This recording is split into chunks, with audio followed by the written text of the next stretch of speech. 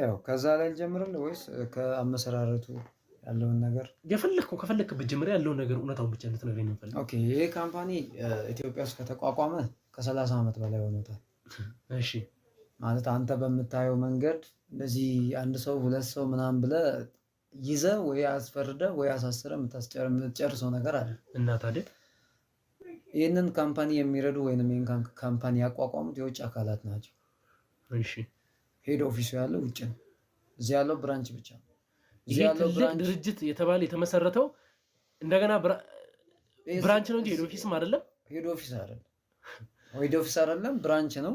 ሲቋቋም በኦርፋንስ ካምፓኒ ነው የተቋቋመው። ታውቃለህ ብዬ አስባለሁ። ታገላብጣለህ ብዬ አስባለሁ ያሉትን ወረቀቶች አንዳንድ ነገሮችን እና ኦርፋንስ ሚንስ ያው እነዚህ ወላጅ አልባ ህጻናትን በመርዳት የተቋቋመ በዛ ስም የተቋቋመ ቢሆንም ግን ዋነኛ ስራችሁ ወይም ደግሞ የዚህ ፕሮጀክት አንዳንድ አቅመ ደካሞችን የማብላት ስራ የመስራት ስፔሲፊክ አድርጎ የሚሰራው በዛ ዙሪያ ላይ እንደሆነ ይገልጻል። አዎ እንደዛ ነው የሚሰራው።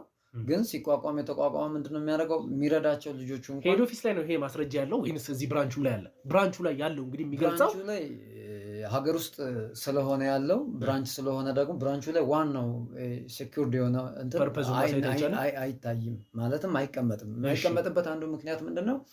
እያንዳንዱ ሀገራት ላይ ዓለም ውስጥ ብዙ ቦታ አላቸው ቦታ እያንዳንዱ ሀገራት ላይ ለብራንቾች የሚሰጠው ስራ የማስፈጸም እንጂ አይዲያውን ትክክለኛውን አይዲያ ብራንቾቹ ሁላ አይቀበሉም።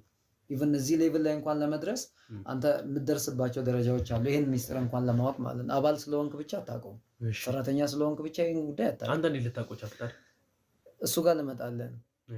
ይሄ ኦርፋንስ ካምፓኒ ሲቋቋም ብራንች በየሀገሩ ሲቋቋም አንዱ ኢትዮጵያ ውስጥ እንደሆነ ነገር ያለው ግን ምንድነው የሚያሳድጋቸው ወይም የሚረዳቸው ልጆች የተመረጡ ልጆች ናቸው። ለምሳሌ እናትና አባት ሙሉ ለሙሉ የሌላቸው ልጆች እና የጎዳና ልጆች። ያ የተፈለገበት ምክንያት ምንድነው? የጎዳና ልጆች ጠያቂ የላቸውም። ብዙ የተበደሉ ናቸው። በብዙ ስቃይ ውስጥ ያሉ ናቸው።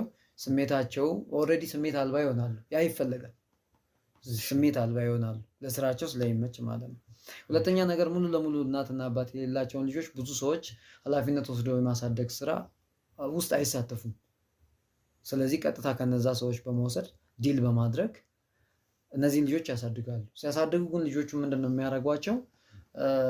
የተለያዩ የጤና ምርምሮች የተካሄዱበት ኬሚካል፣ የተለያዩ የኬሚስት ስራዎች፣ የግድያ ወንጀሎችን የሚያትቱ መጽሐፎች እነዛን እያጠኑ በተግባርም ሙከራ የተደረገ በዛ